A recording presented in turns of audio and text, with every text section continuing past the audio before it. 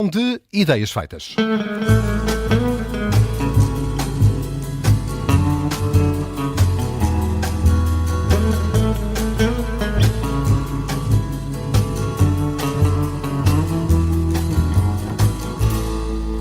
E para esta última crónica do Alberto Gonçalves da semana, o tema, a decisão de Pedro Nuno Santos sobre o orçamento do Estado. A título desta crónica, escolhida pelo Alberto Gonçalves, as pernas de Pedro Nuno até tremem. Tremem, Alberto. Boa tarde, bem-vindo. Olá, boa tarde, Miguel. Se não tremem, parecem tremer. A frase é obviamente uma alusão àquela frase antiga do Pedro Nuno Santos sobre os banqueiros alemães e sobre a possibilidade de Portugal não pagar a dívida. Mas vamos por partes, andamos 4 meses, se não esse período exato, andou por aí a discutir o orçamento. Isto não foi exatamente uma partida de xadrez, porque não foi assim uma coisa tão elevada e sofisticada, talvez assim um jogo de pisca-lambida ou coisa assim, em que os 3 partidos que contam e que podiam decidir, qualquer deles podia ajudar, pelo menos a decidir esta questão, andaram a fazer avanços e recuos, todos eles em simultâneo, para ver quem é que, não o que é que poderia ser melhor para o país, evidentemente, isso esteve sempre muito longe das cogitações de qualquer um dos 3 partidos, mas para ver como é que cada partido podia sair melhor disto, ou menos mal disto. O que o PSD, o governo, fez foi ajustar o orçamento praticamente à vontade do Partido Socialista, criou um orçamento socialista. O que o Chega fez, quer dizer, não consigo dizer muito resumidamente o que o Chega fez. O que o Chega fez foi dizer que não votava orçamento e que depois já podia votar, e que depois não votava, e depois podia votar. Andámos nisto até ao fim, até que, quando o Pedro Nuno Santos ontem disse o que disse, o Chega parece ter ficado, ou deverá ter ficado com certeza bastante aliviado, porque já não precisa de votar o orçamento e também não tem de ir a eleições, portanto foge da possibilidade de poder perder deputados e não fica amarrado a um orçamento do governo.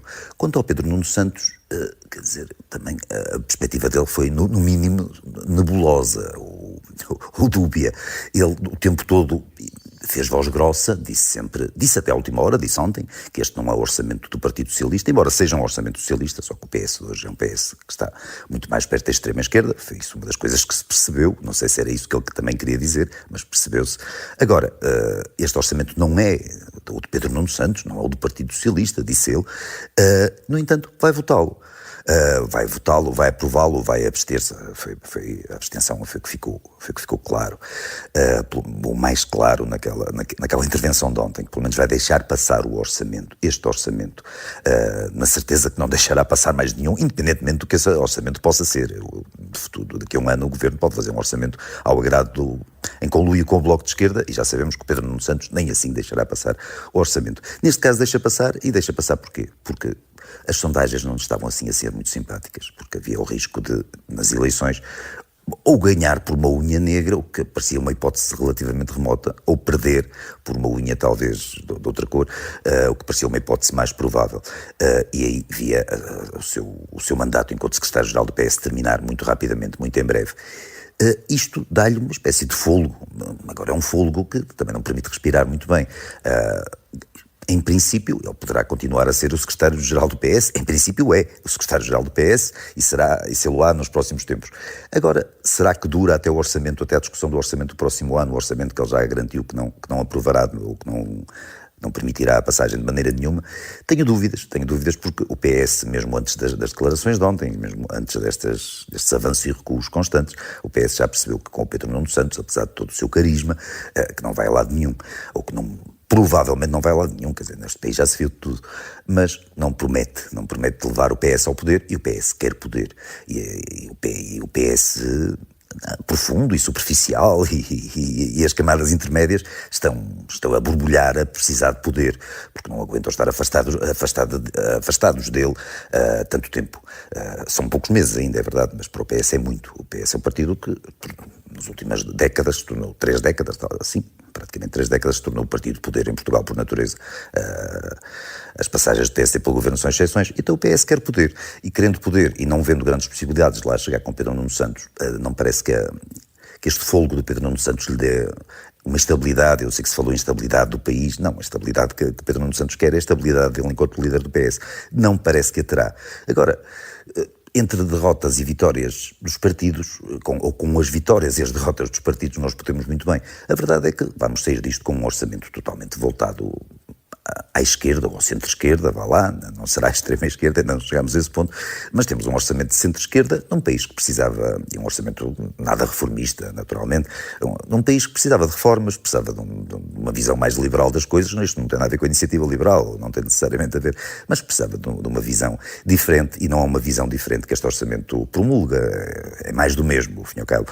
Este orçamento podia perfeitamente ter sido assinado pelo Dr. Costa, ou aprovado pelo Dr. Costa, não exatamente pelo Pedro Nuno Santos, lá está, com a tal deriva do PS mais para a pontinha da esquerda, mas para o país isto, acho que os portugueses não vão ganhar, ou sei que os portugueses não vão ganhar nada com isto, e isso é o que me preocupa mais, porque, parecendo que não, ou parecendo que sim, eu sou um desses portugueses e gostaria que o orçamento me desse alguma coisa. Não me dá absolutamente nada, a mim e a ninguém, praticamente, ninguém sai vitorioso disto. Alguns partidos podem cantar vitória a partir de umas migalhas daqui e dali, também não acho que acho que talvez o Chega no meio, mas nem o Chega, porque o Chega desgastou-se muito nesta história toda com estes avanços e recursos. Portanto, ninguém consegue sair daqui inteiramente vitorioso. Apesar de tudo, o Governo, que aprova um orçamento que, quero eu acreditar que nunca seria o seu, por natureza, mas é o que eles foram. É um orçamento que o Governo foi torcendo, até chegar o orçamento possível, tendo em conta o quadro parlamentar. Exatamente, quer dizer, não haveria. Foi o PSD decidiu assim, não sei se é por convicção, se foi por necessidade de convencer o PS, convenceu parcialmente, mas é o orçamento que acabou por sair. Portanto, mas lá está, para terminar mesmo, Miguel, quer dizer, as vitórias e as derrotas dos partidos não me interessam muito. Interessava-me que Portugal ganhasse alguma coisa com isto, e Portugal não vai ganhar praticamente nada com isto, ou nada de todo. Alberto Gonçalves, e a decisão de Pedro Nuno Santos sobre o orçamento do Estado termina esta última crónica da semana com um tom ligeiramente pessimista. Alberto Gonçalves, muito obrigado, bom fim de semana, até a segunda-feira. Até segunda, Miguel, igualmente.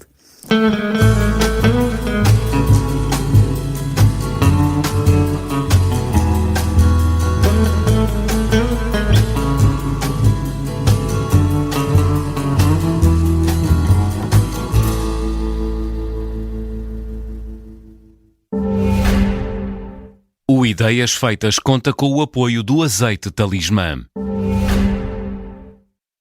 Portimonense Sporting. Aí vai o passe de cabeça, o remate, gol! Os Leões jogam no Algarve para a Taça de Portugal. Cruzou, o desvio, o gol! Esta sexta-feira, a partir das 8 da noite, emissão especial com relato em direto do Portimonense Sporting.